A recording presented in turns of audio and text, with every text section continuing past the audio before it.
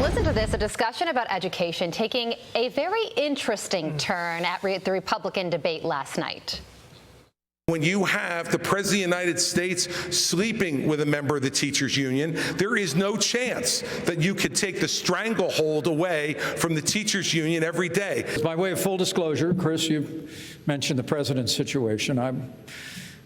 My wife isn't a member of the teachers union, but I got to admit I've been sleeping with a teacher for 38 years. And so full disclosure. Fox Across America host on Fox News Radio, Fox Nation, Jimmy Failla, also a comedian, joins us now. Whoa. You know, jokes are all about rhythm, Jimmy. Was Gloria Stefan right when she said the rhythm's going to get you if you're Mike Pence? Are you telling me Pence doesn't have rhythm? Comedic or otherwise? First of all, I had so much fun. Yikes. Okay, the MVP of that debate is Dana Perino and Stuart Varney for not dropping an F-bomb on live TV. Too, man. There were a lot of moments where I thought they were going to be like, all right, dude, seriously, shut the F up. There was too much of that. There was too much crosstalk, but that stems from desperation, okay? Christie's take on Biden sleeping with a member of the teachers union, I think, confused people. Because they're like, did he just out like a Randy Weingarten sex scandal? Because you're not immediately thinking Jill. And then your secondary thought is, does he actually just mean sleeping? Like he's there at a live event at the White House and he fell asleep. You don't know. But Pence comes in with his teacher joke, which, listen, God love him for trying. But I don't know that he goes home with the headline for worst joke, because Christie had this perfect moment, and then he called Trump Donald Duck. Yeah. Oh, man, and that was Duck responded, obviously king of the nicknames. He said, if that's the nickname you're coming up with, then you shouldn't be running for president. Rough, man. It was rough. Okay, so there was another viral moment. This one is between Nikki Haley and Vivek Ramaswamy. Listen to this. I have a radical idea for the Republican Party.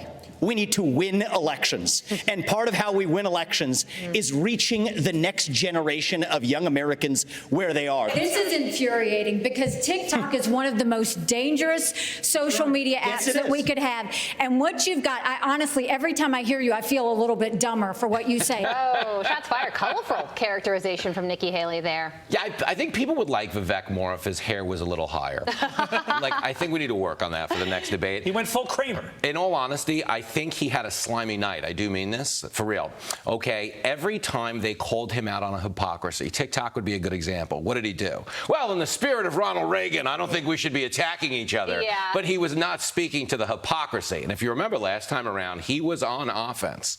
You guys are all a bunch of puppets. You're all a bunch of dirtbags. Last night, they came at him. They cornered him 3 different times on foreign policy. And he was like, Reagan, am I right? You know, Reagan wouldn't do this. Strategy. I thought it was a tough look. I thought Nikki did great. I thought DeSantis did great. My only real request would be same moderators, but I think it should be on Bravo next time, because that was a Real Housewives episode. Get some tables out there so they could throw them. I've been the subject of that, Stuart, when he starts talking in that British voice and he wants you to shut up. You shut up.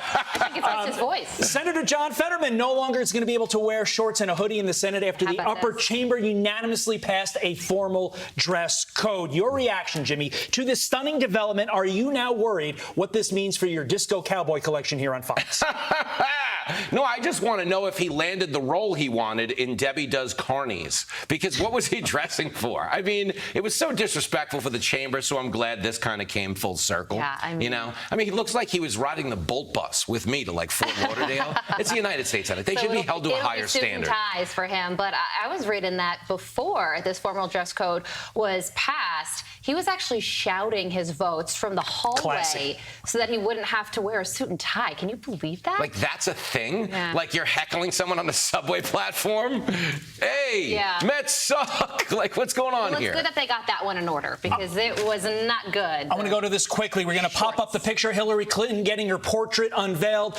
Let's pop up the full screen of the portrait. This is for her work as Secretary of State. Jimmy, shouldn't portraits be reserved for winners? 10 seconds to you. Yes, but I'm more concerned that Hunter sold the painting to an overseas donor for $1 million. I don't know how that worked out. Could that be one of his paintings? Yeah, we don't know. And he drew it with a straw. Boom! Jimmy, thank you so much for joining us. I'm Steve Doocy. I'm Brian Kilmeade. And I'm Ainsley Earhart. And click here to subscribe to the Fox News YouTube page to catch our hottest interviews and most compelling analysis.